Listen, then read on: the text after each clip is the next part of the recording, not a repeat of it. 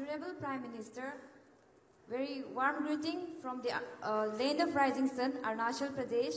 I am Tapi Aku, studying in Standard 12 from JNB Papumpare, Arunachal Pradesh. प्रधानमंत्री जी, आपने parliament में अधिकारों और कर्तव्यों पर भाषण दिया था, वो मुझे बहुत पसंद आया। आपके अनुसार देश के नागरिकों को कर्तव्यों के प्रति हम कैसे सजग बना सकते हैं? धन्यवाद। सबसे पहले तो ये सवाल मुझे अरुणाचल की बेटी ने पूछा है और मैं स्वाभाविक मानता हूं कि अरुणाचल की बेटी के मन से ऐसा ही सवाल निकलेगा। आपके मन में होगा ऐसा क्यों? आप में से शायद कोई अरुणाचल गए होंगे कि नहीं मुझे मालूम नहीं। इस देश में अरुणाचल एक प्रदेश ऐसा है कि जो एक दूसरे को जब मिलते हैं तो जय हिंद करके ग्रीट करता है।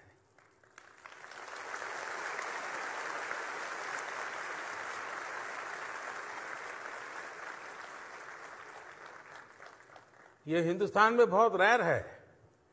आपको कोई भी मिलेगा तो जय हिंद करेगा। और उसका कारण 1962 के वॉर के बाद अरुणाचल का जो मिजाज बना है, उसी प्रकार से उन्होंने अपनी भाषा के सिवाय देश के अंदर जीवन में ज्यादा प्रचार के लिए अंग्रेजी में उतनी मास्टरी, हिंदी में भी उतनी मास्टरी की है।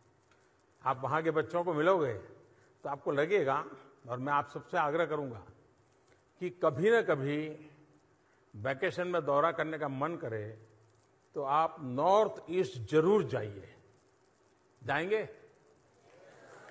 नहीं, पहले तो सिंगापुर जाएंगे, फिर दुबई जाएंगे, हाँ, उसके बाद मौका मिला तो जाएंगे। ऐसा करेंगे ना?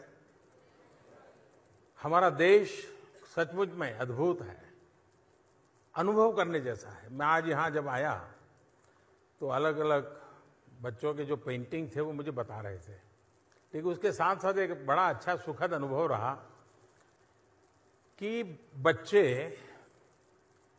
अपनी मातृभाषा के सिवाय किसी दूसरी भाषा में अपना परिचय करवा रहे थे। महाराष्ट्र की बच्ची उड़िया भाषा में परिचय करवा रही थी, देहरादून की बच्ची मलयालम भाषा में परिचय करवा रही थी। क्यों? तो एक भारत श्रेष्ठ भारत, ये जो एक हम लोगों का काम चल रहा है, उसको लेकर के इन सब बच्चों ने कोशिश की है। और मैं आप सबसे भी आग्रह करूंगा, अपनी मातृभाषा, फिर अंग्रेजी भाषा, उसके बाद हिंदी भाषा, उसके सिवाय हमारे देश में इतना समृद्ध खजाना है, कोई न कोई एक भाषा से परिचय करना चाहिए, ये जरूर करना चाहिए। अब विषय आया है कर्तव्य। एक तो अधिकार और कर्तव्य, ये साथ साथ जो बोला जाता है वहीं से गड़बड़ हो जाती है। यानी अधिकार भाव कोई एक व्यवस्था है, कर्तव्य भाव को दूसरी व्यवस्था है। जी नहीं, हमारे कर्तव्य में ही सबके अधिकार समाहित है।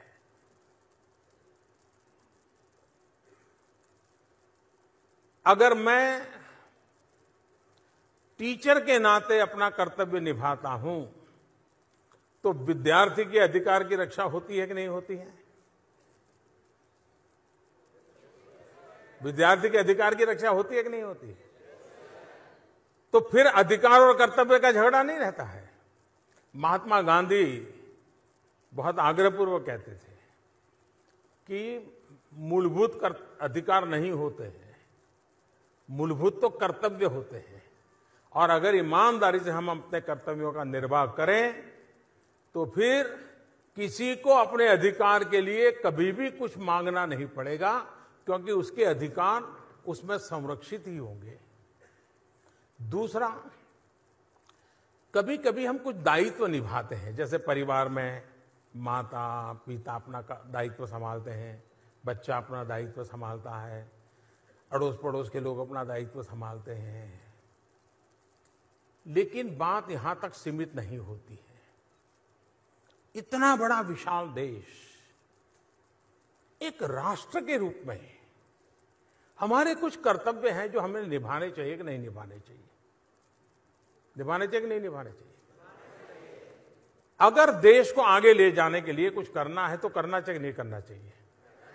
अब जैसे 2022 आजादी के 75 साल हो रहे हैं। अब आजादी के 75 साल हो रहे हैं और 47 आजादी के 100 साल होंगे।